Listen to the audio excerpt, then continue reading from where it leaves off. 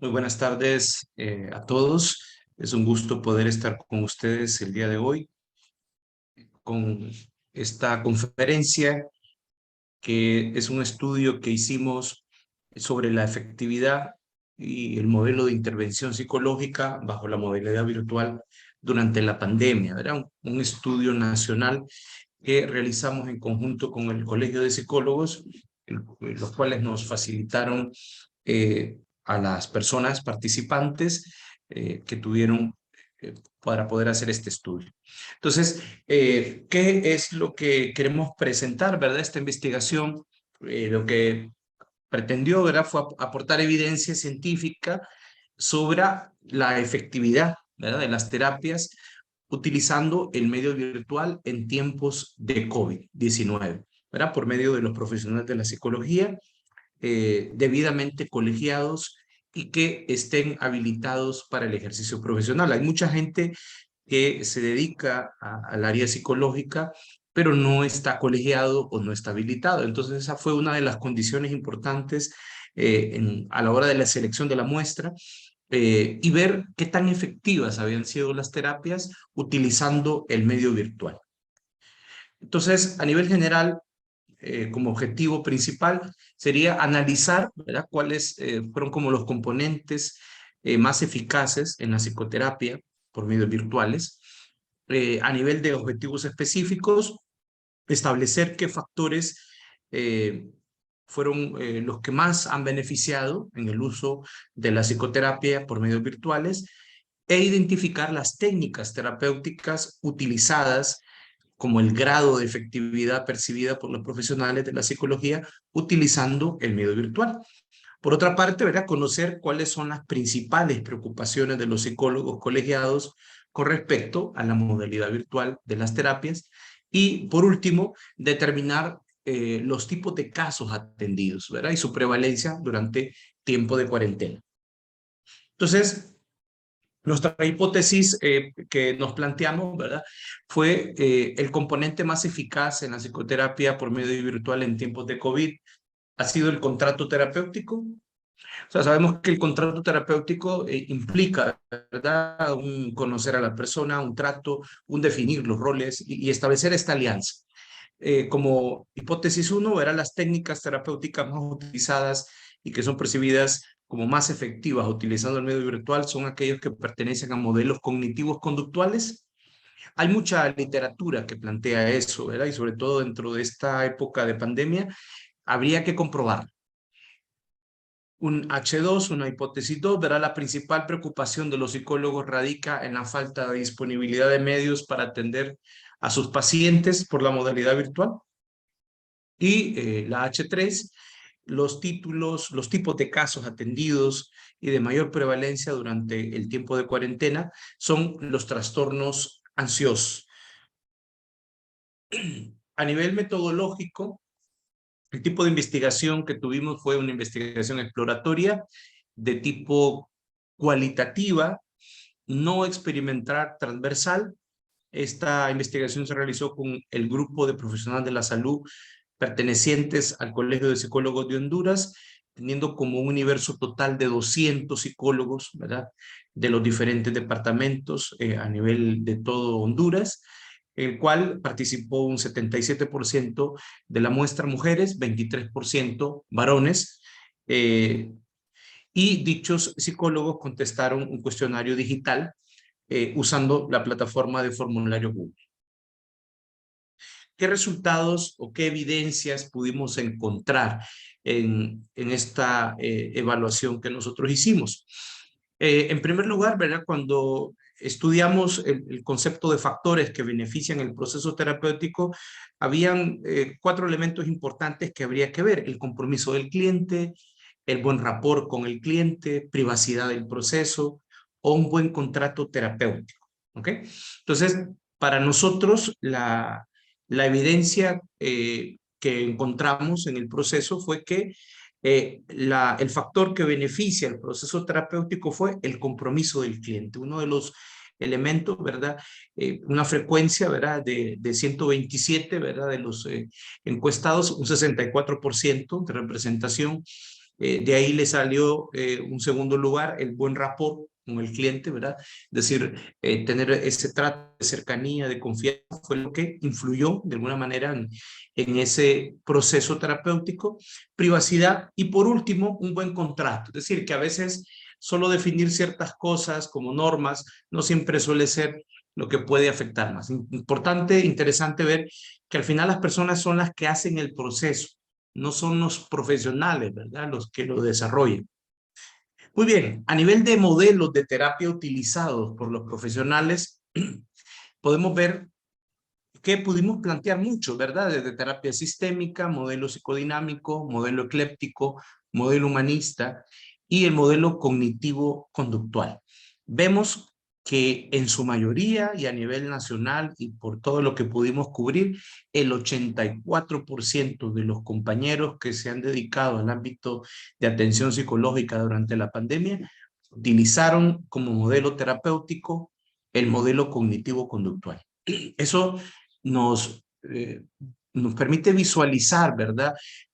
Cómo la población está recibiendo la ayuda y pues que las personas necesitan algo más propio, más rápido, atender situaciones muy concretas y necesitan una respuesta que sea inmediata, ver algo que la persona misma pueda gestionar y tenga las herramientas suficientes para ponerlas en práctica. Resistencias más notorias en las terapias virtuales. Cuando hablamos de resistencias, que es otro elemento que pudimos encontrar y que vale la pena mencionarlo, es como qué dificultades, ¿verdad? Entonces, hay una variedad, ¿verdad?, de elementos que están presentes, pero las resistencias más notorias, pues en primer lugar, con un 27%, velocidad de la conexión insuficiente o cortes de comunicación, los enlaces, ¿verdad? No siempre todo el mundo tiene una buena conexión y es obviamente dificultado. La falta de disponibilidad de medios o habilidades técnicas del cliente. O sea, no siempre una plataforma como esta que utilizamos a nivel internacional, por ejemplo, se manejan cierto tipo de plataformas que ya establecen, ¿verdad? Un manejo de la privacidad, pero no todo el mundo lo tiene, ¿verdad? Casi la mayoría de la gente hoy en día le puede estar llamando desde su celular, o tal vez una llamada, una videollamada por medio de WhatsApp. Entonces, la falta de disponibilidad de medios en un 16%. También nos encontramos el riesgo de la confidencialidad, un elemento, ¿verdad?, que es sensible al mismo nivel, ¿verdad?, con un 11%, la escasa evidencia científica de los tratamientos en línea. O sea, la gente de alguna manera tiene dudas todavía, ¿verdad? O la falta de conocimientos clínicos relevantes para realizar la terapia en línea, es decir, cómo se maneja, qué protocolo seguir. Después, en un 9%, la falta de conocimiento clínico relevante para realizar la terapia en línea. Hay mucha gente que a veces se ha como anunciado, ¿verdad? En redes sociales se ha puesto mucho de moda eso y tal vez no tienen las competencias, ¿verdad?, correspondientes. Ya hablando de un nivel más bajo, ¿verdad?, del 5, 4, 2%, desde dificultades para establecer rapport, pero la mayoría de los colegas lo mencionaban, que si una persona maneja un buen rapport atendiendo a los pacientes de manera presencial, es muy poco probable que tenga dificultades para hacerlo a nivel virtual. Hay algunas personas que lo tienen, ¿verdad? No hay que decir que, pero en la mayoría de los casos muy poco significativo. Vemos a nivel porcentual esto que acabamos de ver, que el valor más representativo fue el de la velocidad de conexión, que fue insuficiente, con un 27%. Después le siguió la falta de disponibilidad de medios y así sucesivamente.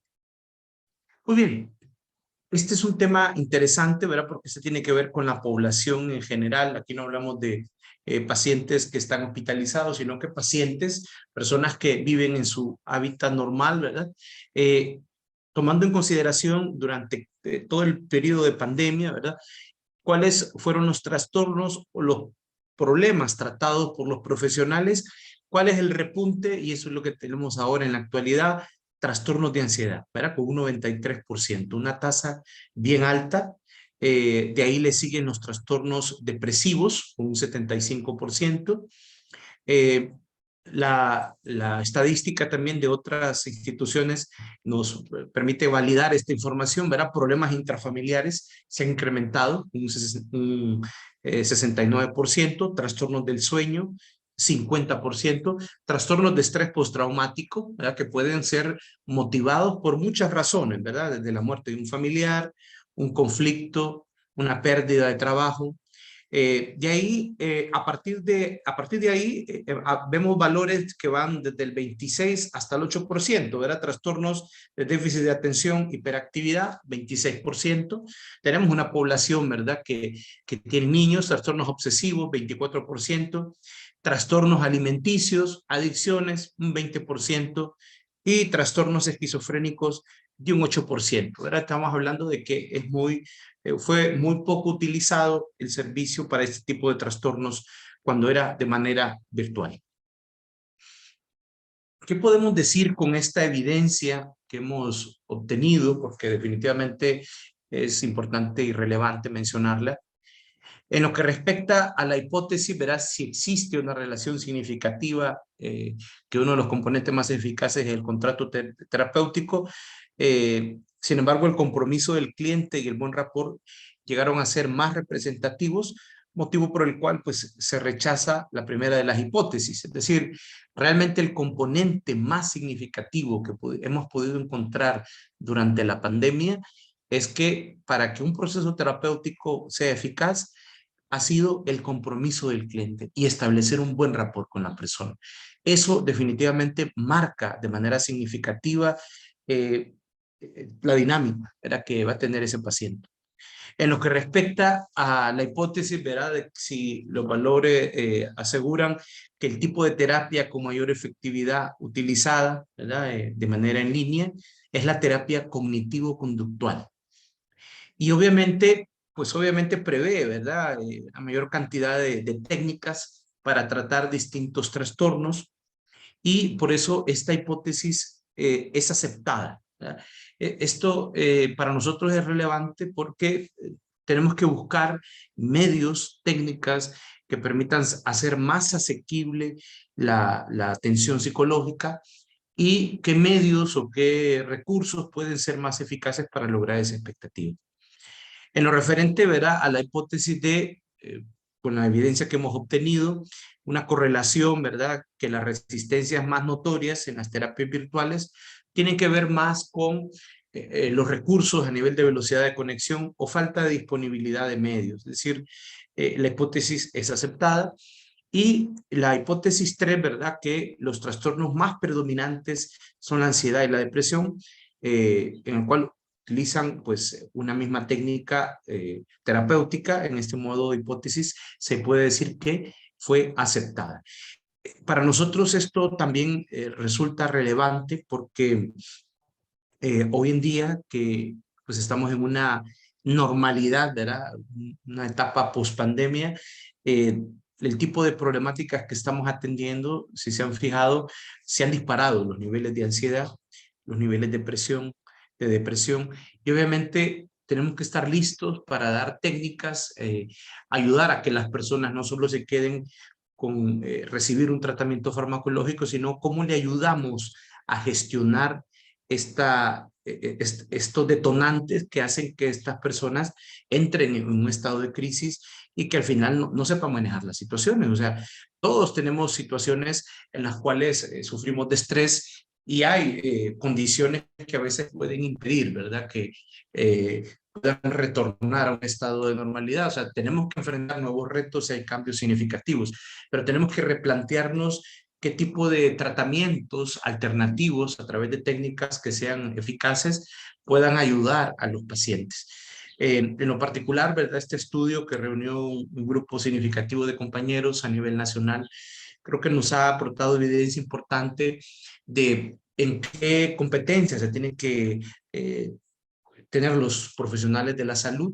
Y hoy en día, pues, ahora que, aunque hemos vuelto a una normalidad, entre comillas, todavía el medio virtual, pues para muchos se ha convertido en una alternativa asequible, cercana, y que de repente no se puede movilizar a ciertos centros, pues poder tenerlo, ¿verdad? Lo que conocemos como la telemedicina, estamos hablando de en esta misma tónica. Entonces, para nosotros es relevante que este tipo de investigaciones, por lo menos en el Colegio de Psicólogos, nos permitió poder tener una serie de actualizaciones en herramientas de atención psicológica por medio virtual, utilizando aquellos canales que sean los más adecuados. Espero que les haya podido servir, ¿verdad? Es una contribución dentro de este congreso y de lo que actualmente está pasando, ¿verdad? Tengan muy buenas tardes. Gusto.